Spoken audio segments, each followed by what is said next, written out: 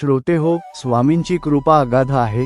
आपण म्हणतो की स्वामी चराचरात आहेत, पण जेव्हा ते प्रत्यक्ष अनुभवायला मिळतं तेव्हा डोळ्यांतून आनंदाश्रू आल्याशिवाय राहत नाहीत. असाच एक अद्भुत चमत्कार नुकताच एका भक्ताच्या घरी घडला आहे. हे कुटुंब गेल्या अनेक दिवसांपासून एका मोठ्या संकटात होतं. स्वामींची सेवा, जप आणि नामस्मरण अहोरात्र सुरू होतं.